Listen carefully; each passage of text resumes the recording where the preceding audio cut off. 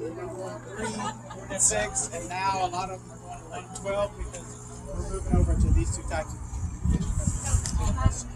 So drawbacks to this is filter based. You got to send somebody out there every time after it runs, collect it. It has to go back, sent back to a lab. We have a contract lab that does it for us. And it takes a while to get the data. But this is what most of your max PM 2.5 data historically has been based on these. So we still do have several of these out there. They are also used for the QC and make sure these monitors are monitoring. So both of these are FEM monitors, so federal equivalent. That's where we're Great thing about these is they're continuous, so they run 24/7. We can use up to our day loggers, and it can be picked up by the agency's database. It calls our sites, and I'll go over this once we go inside and see the day logger. Our database calls these sites up every 15 minutes, downloads the data, processes it. We're actually collecting 5-minute data on our data loggers here from the instruments that we're capable of. That's kind of why it takes so long to get the data back up onto the website, because as it calls all the stations, downloads that data, and then puts it in 1 hour averages, which is what we post to our website. So this one here is a BAMS 1022. So it uses a beta source to detect particulate that's landing on this tape. Pitch, we look at this tape, we've had it running all last night today. You can see little brown dots, gray dots on there. That's the actual particulate. No, you're fine, sir. No, you're good, sir. On that tape. Every hour it's stopped and the tape shifts over to a clean spot and then it starts collecting the numbers. Questions they get asked sometimes. Those dots, yes, they change color depending on where the sampler is. What's going on. So like when you hear about the African dust events, those dots will actually change to a redder color than the normal tape. And then we put out several of these. EPA's had a big push to go to continuous monitoring for PM. So we put out a lot of these. This is kind of the latest and greatest. This is a Teledyne T640X. It actually is FEM for PM 2.5 and PM 10. And we'll give you that. It uses a light scattering method. We have one of these currently deployed. We're in the process of getting one deployed out. El Paso will brief it, and then we're going to This gives you 5-minute readings to the data logger, and then also this average out to the. So some of the differences you notice, all of these have these heads on top. The big head on top is a PM10 head, so that cuts everything down to PM smaller. These that have a sharp cut cyclone or very sharp cut cyclone cuts it down to 2.5. So you'll notice that's missing on this instrument. It's inside that little top cap of that instrument. So as far as operations go, we have operators go out. There's QCs done on all of these instruments, so we do flow check on them monthly, quarterly to meet the standards.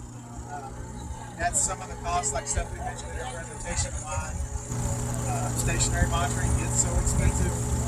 Just because you have to have operators go out there on a monthly basis. We get lots of questions nowadays about sensors. Sensors is the new hot topic. They're good screening tools, but they don't have near the QC that these type of monitors do. Most of your sensors, whatever manufacturer you're buying them from, will tell you they were calibrated in their lab, and then once they sell them to you and you put them out, they don't give you any instructions on cleaning them, going out. They have no method for calibrating. We do get a lot of requests. People put sensors in our sites. What we're seeing is a lot of people want to hang on their regulatory monitor to see how they monitor about the same. Words are important. Some people want to call that a calibration. That is not. They're developing a correlation factor is what they're doing. So don't let them tell you that's calibrating because it's not.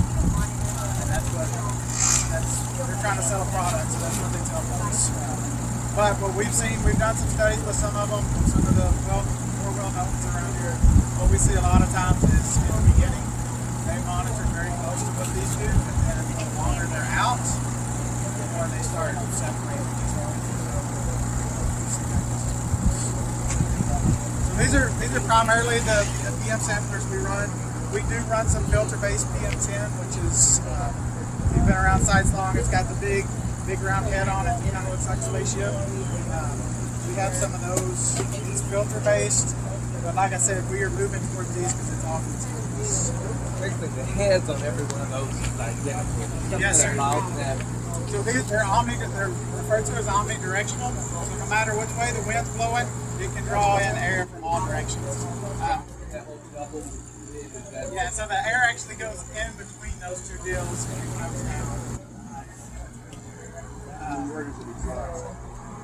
On these, it comes out the back of the instrument. On that, it's kind of the same. It comes out the bottom. The actual pump for those SPAM 1022s are down at the bottom, so it's going to come out this side bit. On that, the pump's at the bottom and it comes out the back. So those are for condensation. There's a little pole that runs across that big round deal. As you speed the air up, it's coming down through there, or it's different temperature inside of there. You might get some condensation. So to keep that condensation out of where it's getting down to where it's measured, it will collect on that pole and then come over inside of that. Hopefully the jar with the sunlight shining through it. Both this sampler and that one, the tube coming down is heated. So temperature and humidity can affect the size of the particulate. So they have specific measurements or requirements for what that temperature and humidity is before it gets to the tube. Now we have the discussion.